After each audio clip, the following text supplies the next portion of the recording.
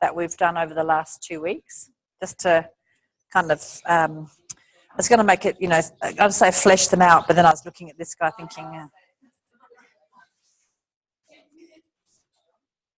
I am on. Red lights on. Red lights on. I personally don't want me any louder, but is that all right? Yes? Okay. So I've arranged this guy that he wants to lie with his face to the right. So what we did yesterday was when the person you're working with had their face in the middle,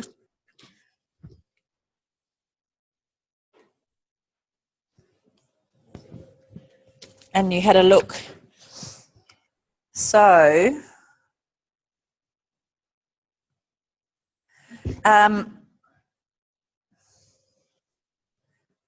right, so to recap, you looked for the parts where they could be tweaky, and we've talked about the chesticles and the testicles. So this guy doesn't have problems with either of those squishy bits or sets of squishy bits. And then we looked at getting a sense of their overall level of activity. So that's in these, why we call them gutters, right? Because it is like a little gutter, isn't it? That these chains of muscles keep interleaving all the way down, feeling that on either side of those little bony islands that you can feel that represent, you know, come off each vertebral level.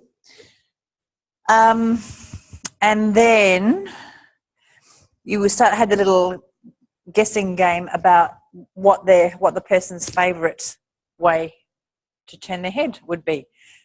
So just out of interest, given that guessing is 50%, who guessed the way and who didn't guess the way? Who guessed right, as it were? Who guessed left? I guessed wrong. All right. Yeah. Yeah. Okay, so more of you guessed correctly than incorrectly, which would be about right, you know, the sort of 60-40, 70-30 kind of thing, because it's not, and what a lot of you found as I was wandering around was it isn't necessarily predictable, because people can be quite cross-motivated, you know. So they might have had some little injury that means that their pelvis lies like that, but then there's something about this shoulder that means it lies like that. So you go, oh, what the hell does that mean? This chest is lighter on the left side, but the pelvis is lighter on the right side, because life doesn't happen to us in a symmetrical fashion, you know. Things can be different. So it's not, if you don't worry about not being able to predict it, because sometimes you just can't guess all the reasons why somebody would choose.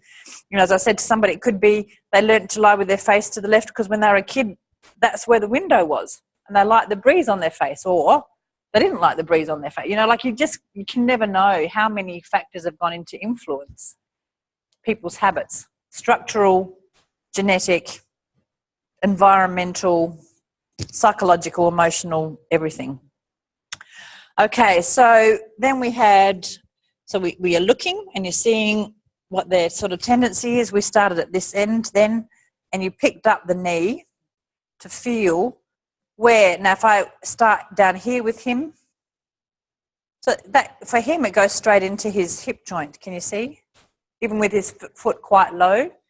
Now for most people, if you started that low, it would possibly, it would go into the knee joint. Now his knee is so well articulated that he doesn't have a lot of turning there, but that's what some of you were feeling if you kept the foot low. Does that ring a bell? Yeah.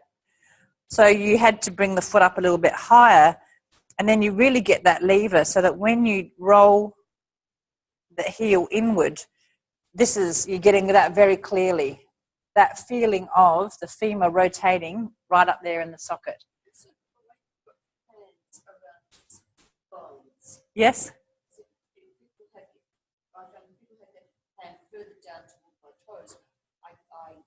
Yes, so you could lose it. If I was down here, then you would lose, see how much of that torque I'm losing in the bones of the foot. Now that might be what you want, because you want to feel, you can want this, you see this kind of wind up thing. We talk about the kinematic chain, like all the links in this chain of bones.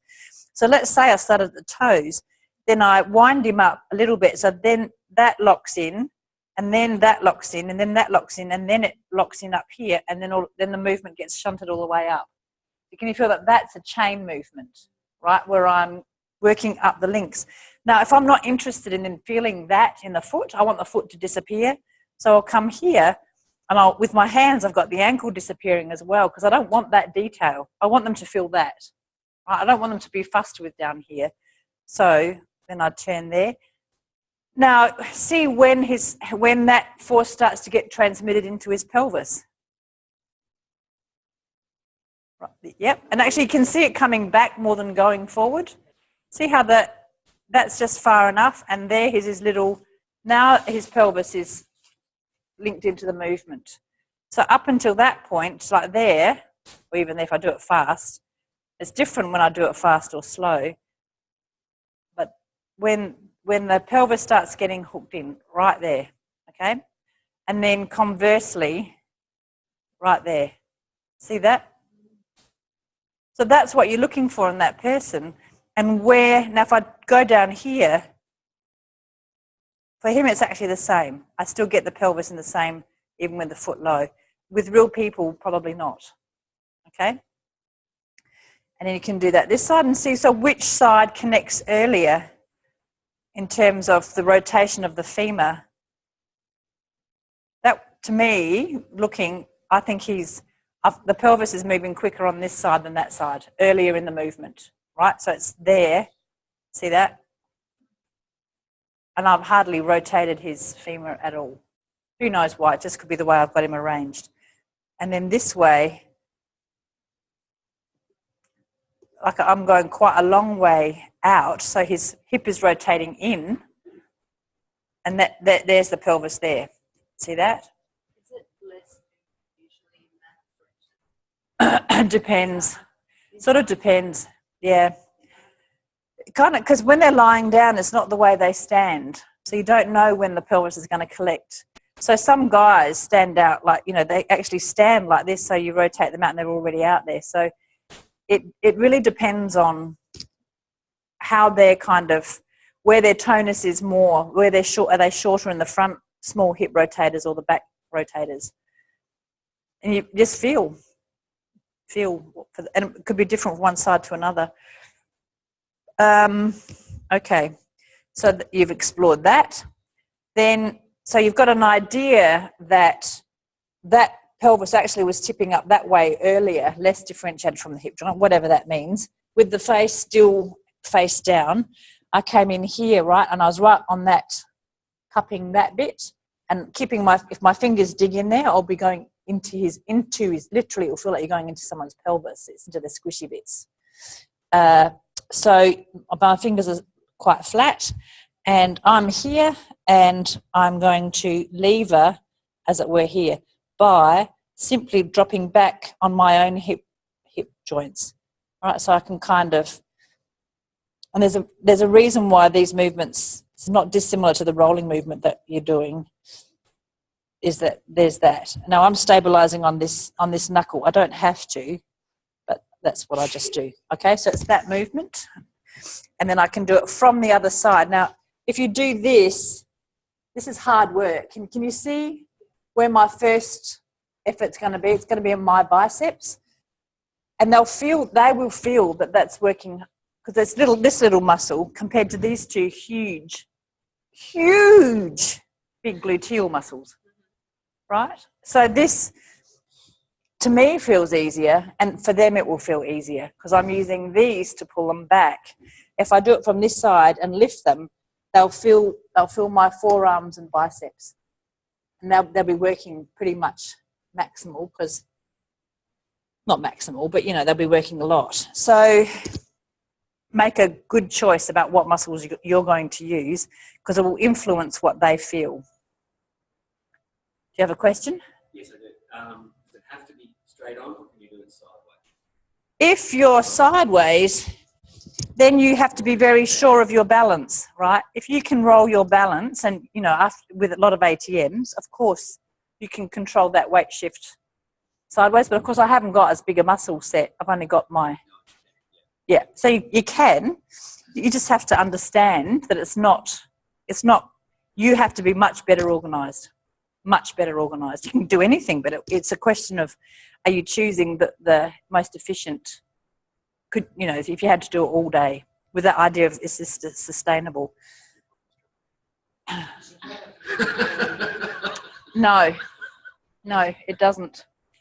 If you do it with quality, yeah, because what you're really feeling is how heavy does it feel, and you're not feeling how far it can lift, but how easy is it to lift, and you can get so much information in that first centimetre. Yeah.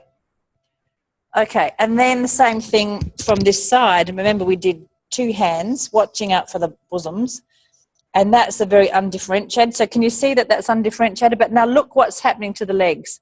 Does that ring a bell from an ATM last week about how rolling that starts to pick up the legs and starts to turn them? And then if he had muscles, that would pop up. That was very much in your DNA last week, right? But I'm not picking up that high. Okay. Yeah. Yep. So yeah, kind of. We're just going straight. Depending on the function that you have in mind. Like, let's say I wanted to feel that I wanted them to feel more extension, shortening in here, like that diagonal. Then I might pull more that way. Or if I wanted them to feel length, like extension in here and length in their belly, I might pull that way. But for today, you're just lifting. Again, the same thing with your big glutes and feeling. You're not actually lifting up. No, I'm just rolling back. Just rolling back. Yeah, and it's my pelvis on my hips like that. So your arms are just like hanging there. Yep. Yeah. There's no effort in them, so if you come and feel them, it's a little bit squishy. Should work out. Yeah, on machinery, I've worked around gyms, not in gyms, and gym jocks always used to test. I am as weak as piss on a gym, but I can move very big people, you know, in our kind of work, very dependent people. I can help them stand up and move, and also because I can organise it, I'm in control. All right, so there's that, and then there was the lifting of the shoulder, which you can come for here. Now here, in order to do it easily here, I didn't show this yesterday, but see there, I'm on the shoulder and I'm actually on the acromion as well, so I've got everything. Now I could lift there, and that would give them that sense of the arm. But here I'm actually making the shoulder joint disappear, and I'm lifting the whole caboose, right, around there. Now if his scapula is free to move, so that's a very differentiated, and I get to there before he starts to turn, see? So that's up until that point, what my hands are saying is, oh, look, there's your shoulder girdle, slide, slide, slide. Collarbones coming back, elbows being lifted a little bit. And then there, now you see that next link in the kinematic chain being lifted. See? So I can feel that side, and then this side, same thing. Where is his shoulder blade? Oops, he's rocking a little bit. Thinking. Now again, so this side is just lifting up quicker. I'm there and it's lifting up. His elbow hasn't come up, whereas here it was there. Adam? Oh, palm up, and yeah, a little bit. This one's palm up as well. So it's wrist straight there. Sort of. Yeah, I mean, you know, he's so, who knows, his cords are all messed up. Doesn't matter. But anyway, okay, so I've done that, and then you can go on the other side, lift up, and then you start getting an idea about what's connected, what's easy to move, etc. It's a lot to hold in your head, but this is what we do. And then you ask them to turn their head. You can predict. he can have a little game and predict. Yeah, that's right. And you say, okay, turn your head to the side that you think is your favourite, and he'll go like that. And I'll go, yeah, knew that. Smug, whatever. Do your ego little thing and then put that aside. And then I'm going to go with his pattern, which is to lift the right pelvis and the right ribs and the right shoulder. So it's like I'm saying, yes, now I've noticed. You know, and you do it, move down the side and lift from there, lift from there. You can do the legs going that way. So that's going with the pattern, right? That's with him, with him, with him. And then you're going to say, and now, little Freddie, I've got something that you might be interested in. Have you ever contemplated the world from this point of view? So I'm going to sneak my hand in here, right? And then this hand here. And then I'm going to just lift enough to clear his nose. So that lift, turn, and down. Yeah, I always charge extra for my nips. Who's the, you do you charge extra for my nips? Yeah. Now you can see he's actually not oriented to have his face that way. He doesn't even want to go that way. So now I'm going to go, okay, now if you're interested in this, here's something you might be interested in, that. And they'll go, oh, that's very interesting. Go around that side. Interested in that? Yes, oh, very interesting. Interested in that? Yes, very interested. And then the legs connecting, going that way. Okay? Yeah. Yeah. And that's not his pattern. This is not familiar. But you're showing him maybe 1, 2, 3 cardinal ways that maybe this could be a little bit more comfortable. Why did it? Just because that's because.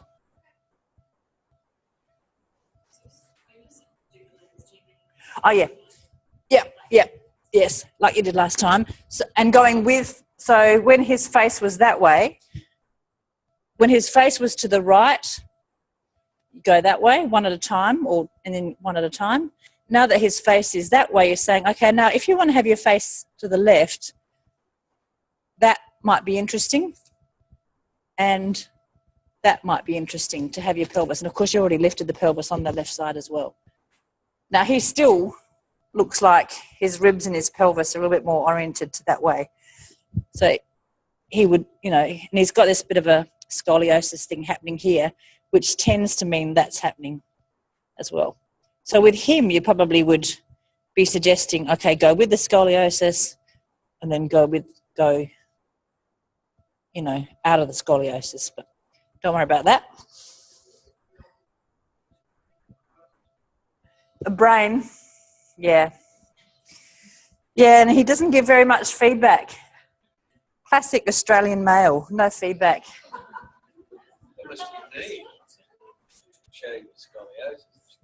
What are you feeling? What are you sensing? What are you thinking? Nothing.